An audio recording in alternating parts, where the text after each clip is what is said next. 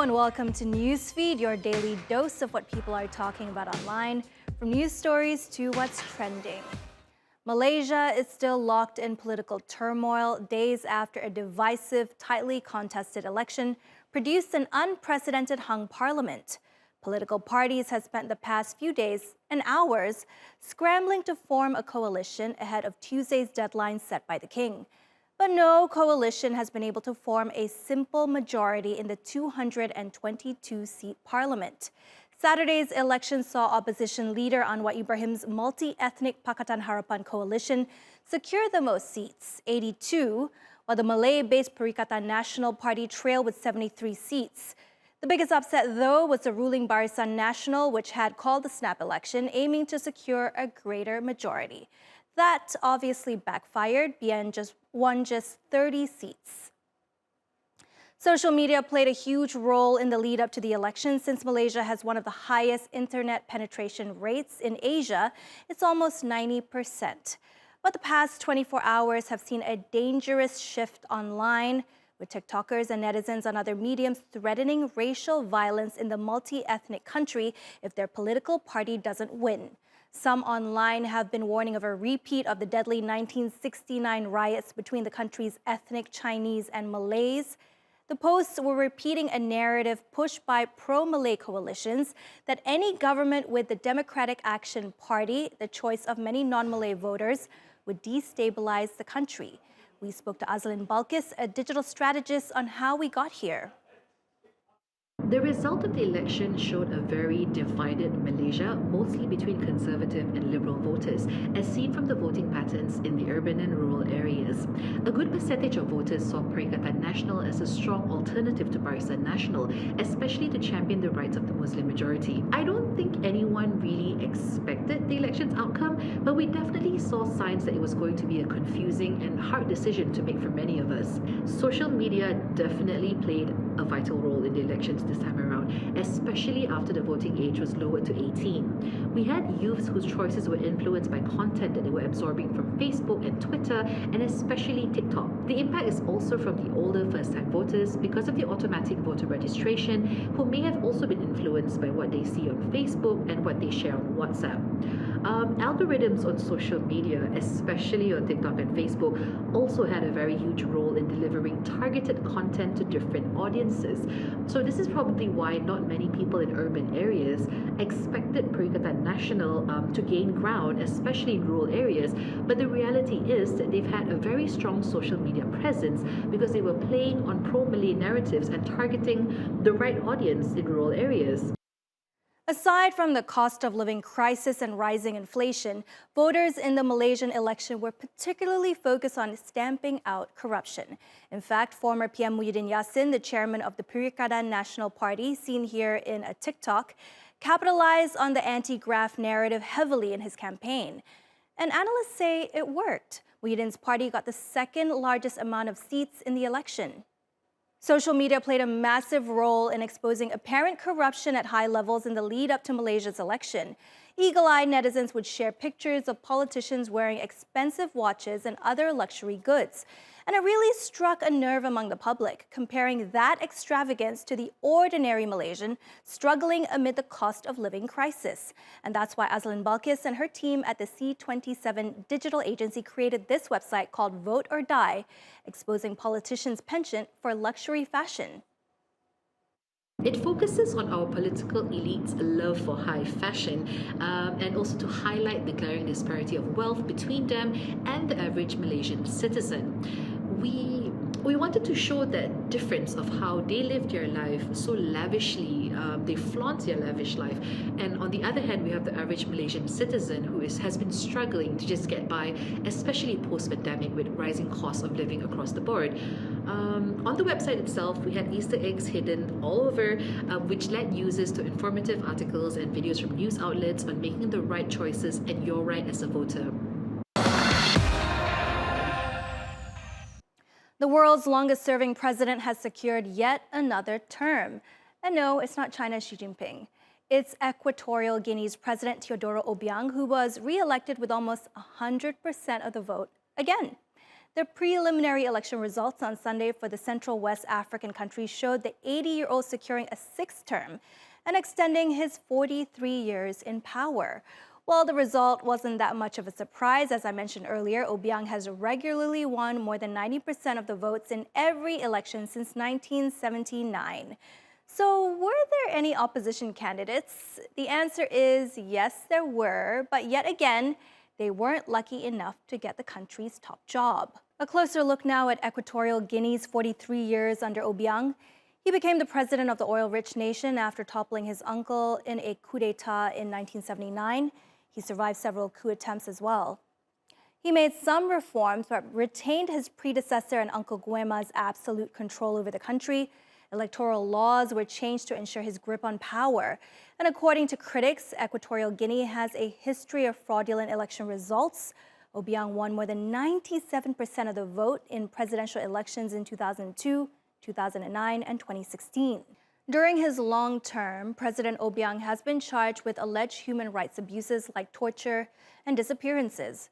He's also been criticized for using the country's poverty as a political weapon.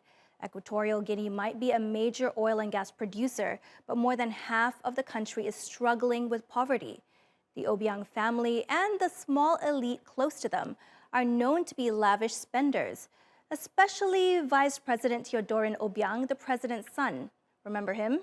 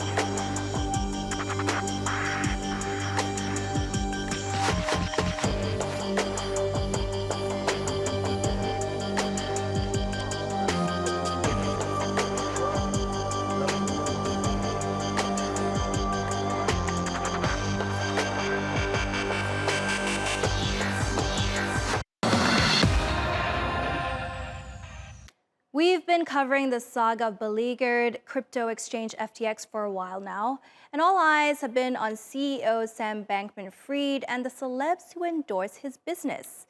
But what about the regular investors who kept their crypto in FTX? Can they expect to get their money back? The short answer is no, they won't. And of course, there's a huge amount of outrage directed at Bankman-Fried, better known in the crypto space as SBF.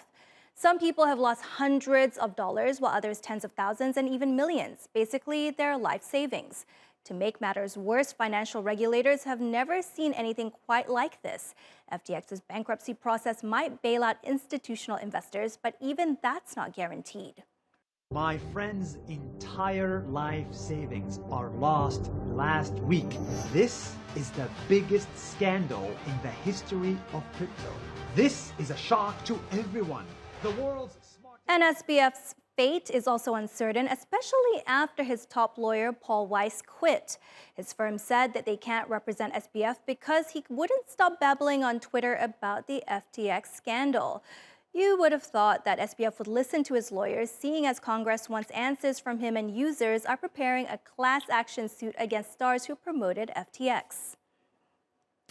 And while the FTX catastrophe has sent the value of cryptocurrency spiraling, one of the most prominent backers of Bitcoin isn't budging. El Salvador's President Nayib Bukele tweeted that the implosion isn't a problem due to cryptocurrency itself. He blamed SBF entirely for the FTX fiasco.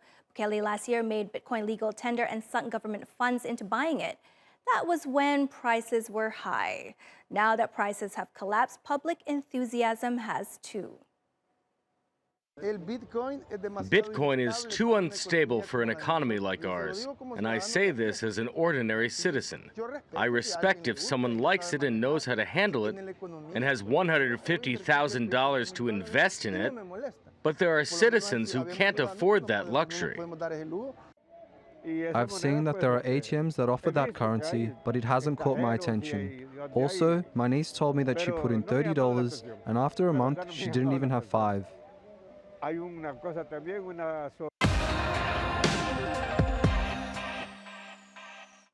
right, on to what's trending now. Now, today's question is, why would you pay to watch a movie when you can do it for free on Twitter? Yes, you heard correctly. On top of every chaotic thing that's been going on at Twitter, users are now uploading entire movies and TV shows there amid lapses in its usual copyright restrictions. No doubt this has something to do with how there's almost no one left at Twitter's HQ. Some of the accounts that have been uploading movies have been suspended, but there are many that have yet to be taken down. Twitter is now full of pirated movie threads containing over 40 tweets like this one here. Accounts that have posted movies and shows like Fast and Furious, Tokyo Drift, SpongeBob SquarePants, and Avatar have already gone viral. This user says Twitter's algorithm is actually pushing these types of threads as people scroll. Netizens say this is a major sign that the platform's copyright violation policy is not being enforced. And many like this user here describe the site as lawless, full of hate speech, and free movies. Problems with the implementation of copyright policies are certainly not the only concerns at Twitter. Many advertisers have already left the platform, but now Twitter's most important charity partner says it's considering ending the relationship due to recent policy changes. The Anti-Defamation League says Elon Musk's surprise move to reinstate the accounts of Donald Trump and Kanye West was dangerous and inconsistent. Former President Donald Trump's account has been suspended since the Capitol Hill riot in January 2021, and rapper Ye was banned for anti-Semitic posts last month. On Saturday, the Twitter boss created a poll and asked users whether or not Trump should be back on the site. With 52% answering yes, Musk announced the result by saying the people have spoken, but thousands of bots did too. Meanwhile, Ye posted a test tweet to see if his account was back and then said shalom, adding a smiley face. Other really controversial figures haven't been allowed back on just yet, but certainly the direction of travel is clear. Elon Musk wants Twitter to become the world's town hall where freedom of speech is allowed to run riot, really. The problem is it could turn into more of a social media boxing ring and an environment where many advertisers wouldn't want to hang around in, and that is the real danger going forward. One of the controversial figures who won't be back on Twitter is Alex Jones. The InfoWars host had falsely claimed that the Sandy Hook school shooting, which killed 20 children, was fake. And victims' families were paid actors used to promote gun control laws. In response to tweets asking if his account would be reinstated, Musk said he lost his own son in 2002 and therefore has no mercy for anyone who would use the deaths of children for gain, politics, or fame. Now let's finish the show with a story that will get you hooked. A British angler has caught one of the world's biggest goldfish. The massive orange specimen, whose nickname is Carrot, weighs more than 30 kilos. Carrot was put in a lake at a fishery in France when it was young and is now believed to be over 20 years old. Although it is gigantic, Carrot is an elusive fish and few people have actually seen it. But you know what they say, good things come to those who bait. Like the angler Andy Hackett. He took a photo of his catch and then released it back into the water. Perhaps he couldn't find an aquarium that's big enough. And we've reached the end of today's newsfeed. Find this show on YouTube and do subscribe to our channel. See you same time tomorrow.